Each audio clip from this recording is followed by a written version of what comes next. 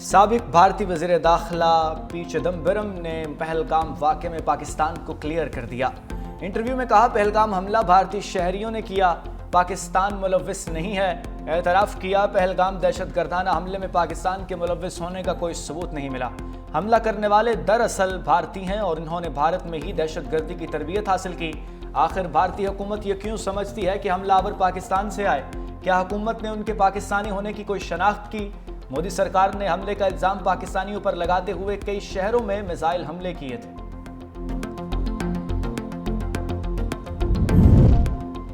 Operation sindoor کی ناکامی، بھارت کا آپریشن مہادیو کے نام سے نیا ڈرامہ۔ بھارتی فوج کا مقبوضہ کشمیر میں جعلی مقابلے میں 3 افراد کو ہلاک کرنے کا دعویٰ۔ بھارتی میڈیا نے مقابلے سے پہلے ہی ہلاک افراد کو دہشت گرد اور پاکستانی قرار دے دیا۔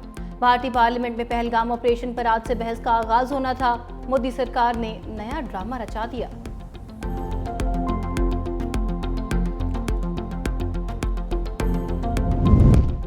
اپوزیشن رہنما راہل گاندھی کے وزیر دفاع کو لفظی وار۔ راجناتھ سنگھ نے کہا پاکستان نے جنگ رکوانے کے لیے بھارت کی منتیں کی۔ راہل گاندھی ایوان میں اپنی نشست پر کھڑے ہو گئے، بولے اگر منتیں کی تو آپ حملے روکنے کے لیے تیار کیسے ہو گئے؟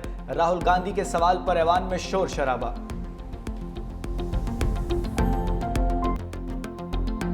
آپریشن سندور کی ناکامی، بھارت نے آپریشن مہادیو کے نام پر دوبارہ فیک انکاؤنٹر شروع کر دیے۔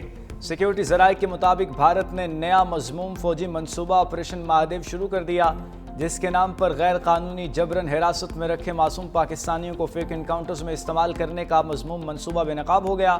آپریشن مہادیو کا مقصد مقبوضہ کشمیر میں بڑھتی تحریک آزادی کو کچلنا اور اندرون ملک سیاسی ساکھ بحال کرنا ہے۔ DGISPR بھارتی جیلوں میں غیر قانونی قیدی 723 پاکستانیوں کی تفصیلات پہلے ہی بتا چکے۔ سیکیورٹی ذرائع کا کہنا ہے کہ اس کے علاوہ 56 ایسے پاکستانی بھی ہیں جو بھارتی خفیہ ایجنسیز نے غیر قانونی اور جبراً اپنی حراست میں رکھے ہوئے ہیں۔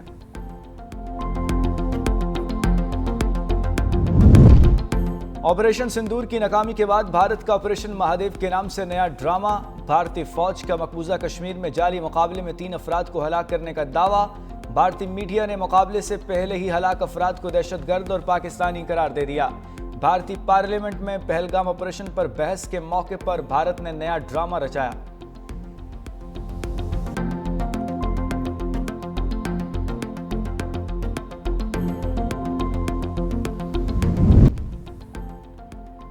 رجب طیب اردوان عالم اسلام کے لیڈر ہیں۔ وزیر اطلاعات عطا تارڑ کا تقریب سے خطاب، بولے رجب طیب اردوان کے دور میں پاک ترک تعلقات کو نئی جہت ملی، دونوں ملکوں کے درمیان مختلف شعبوں میں تعلقات مضبوط ہوئے۔ میڈیا سے گفتگو میں مفتاح اسماعیل کے الزامات کی وضاحت کی، کہا Ishaq Dar sugar advisory board کے رکن نہیں، بغیر تحقیق کے بات کرنا دشمن کے ایجنڈے پر کام کرنے کے مترادف ہے۔ وزیر اعظم شہباز شریف کی زیر صدارت اجلاس، کیش لیس اور ڈیجیٹل اکانومی کے حوالے سے اقدامات پر ہفتہ وار جائزہ لیا۔ اجلاس کو معیشت کی ڈیجیٹائزیشن سے متعلق پیش رفت پر بریفنگ۔ شہباز شریف نے ہدایت کی کہ تمام سٹیک ہولڈر سے بامعنی مشاورت کو اس پلان کا مستقل حصہ بنایا جائے، کہا معیشت کی ڈیجیٹائزیشن سے شفافیت کو فروغ ملے گا۔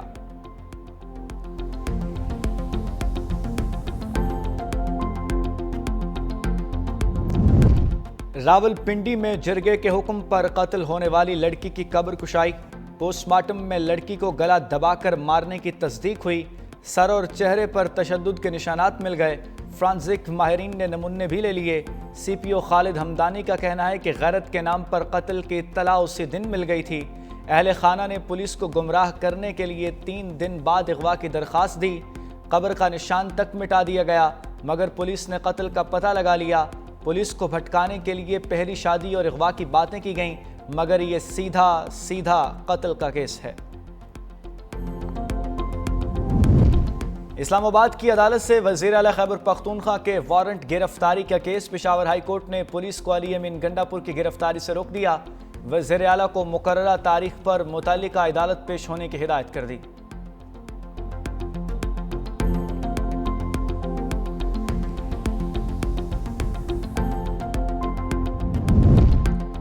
جان بچانے والی ادویات کی قیمتوں میں 3% سے زائد اضافہ متوقع۔ ذرائع کے مطابق ادویات کی قیمتوں میں اضافہ اگست یا سپتمبر میں ممکن ہے۔ ڈرگ کے کنٹرول میں ادویات 3.14% مہنگی ہو سکتی ہیں۔ بعض ادویات کی قیمتیں کمیٹی کی سفارشات پر بڑھائی جائیں گی۔ وفاقی وزیر صحت 2 ہفتے میں سفارشات وزیر اعظم کو بھیجیں گے۔ فیڈرل ہیلتھ الائنس کی قول پر وفاق کے سرکاری ہسپتالوں کے ملازمین کا پریس کلب کے باہر احتجاج۔ مظاہرین میں پمس، پولی کلینک سمیت 5 ہسپتالوں کے ملازمین شامل۔ ملازمین کا ہیلتھ رسک الاؤنس بحال کرنے کا مطالبہ۔ بجلی کا گردشی قرضہ اتارنے کے لیے عوام کو مزید جھٹکے لگانے کا پلان تیار۔ فی یونٹ بجلی مزید ₹3.23 مہنگی ہوگی۔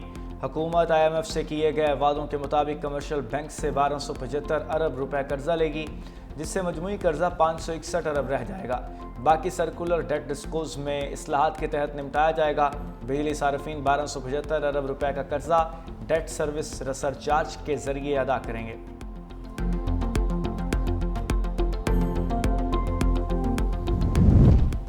لاہور ہائی کورٹ نے ملتان میٹرو کو ناکام ترین منصوبہ قرار دے دیا۔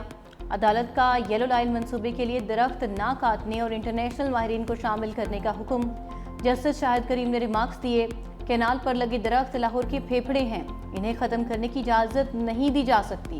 حکومت نے اتنی بڑی فورس بنا دی، وہ کام کیا کر رہی ہے؟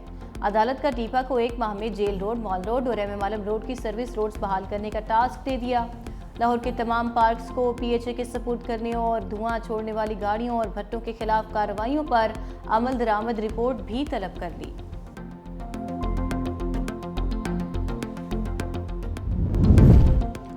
پیٹرول بائک کو الیکٹرک بائک پر تبدیل کرنے والوں کو 1 لاکھ روپے انعام ملے گا۔ سینئر وزیر پنجاب مریم اورنگزیب کا اعلان، کہا جو سوسائٹیاں درخت نہیں لگائیں گی انہیں جرمانے ہوں گے۔ پچھلے اتوار میں ماحول برباد کرنے والے پودے لگائے گئے۔ پنجاب کی پہلی اسموک گن لا رہے ہیں، جس سے صورتحال بہتر ہوگی۔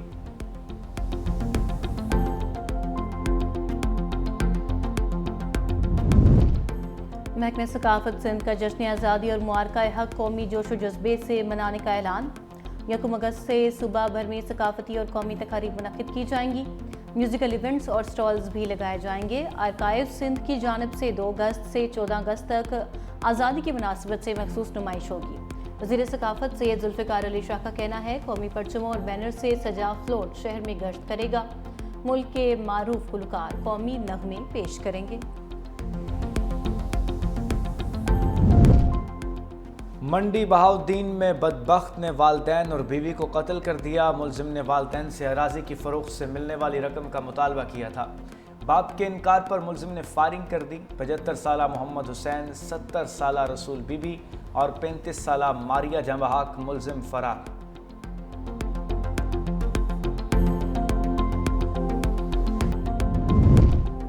اپوزیشن لیڈر قومی اسمبلی عمر ایوب کی حکومت پر کھڑی تنقید، کہا قومی اسمبلی میں حکومت پر تنقید کو حذف کیا جا رہا ہے۔ بانی اور ان کی اہلیہ کے ساتھ جیل میں برا سلوک ہو رہا ہے۔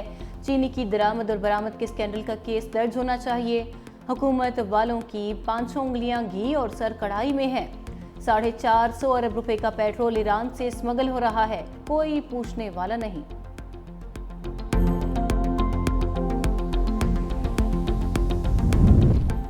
کراچی کے لیے سڑکوں پر آنا پڑا تو آئیں گے، عدالتوں میں جانا پڑا تو وہاں بھی جائیں گے۔ متحدہ رہنما خالد مقبول صدیقی کا کہنا ہے کہ اس ملک کا دل اور ترقی کا انجن کراچی ہے۔ کراچی کی آدھی آبادی لاپتہ کر دی گئی، جو شہر کو نہیں ملا وہ اسے دینا پڑے گا۔ جن کے پاس 100% اختیار ہے وہ کراچی کے بارے میں فیصلہ کریں۔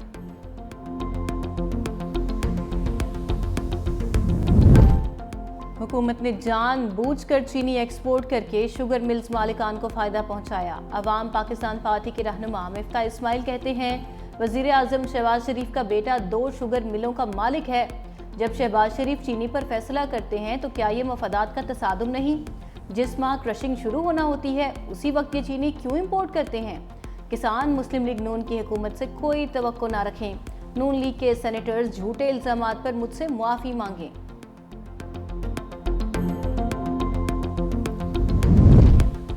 لاہور میں مونسون بارشوں کے 5ویں اسپیل کا آغاز۔ گلبرگ، نشتر ٹاؤن، ایئرپورٹ، ہربنسپورہ، تاجپورہ اور لکشمی سمیت مختلف علاقوں میں بادل برس پڑے۔ وقفے سے کہیں ہلکی کہیں تیز بارش۔ ادھر جنگ میں دریائے چناب میں طغیانی سے 10 دیہات زیر آب آ گئے۔ سیلابی پانی وسیع رقبے پر کھڑی فصلوں اور آبادیوں میں داخل ہو گیا، رابطہ سڑکیں زیر آب آ گئیں۔ راجن پور میں بھی فصلوں کو نقصان، حافظ آباد میں بھی دریا چناب کے گرد کٹاؤ میں اضافہ، متعدد دیہات کی سینکڑوں ایکڑ زرعی اراضی دریا برد ہو گئی۔ دوسری جانب دریا سندھ کا بڑا سیلابی ریلا تونسا سے ڈی جی خان کی حدود میں داخل ہو گیا، ضلعی انتظامیہ الرٹ۔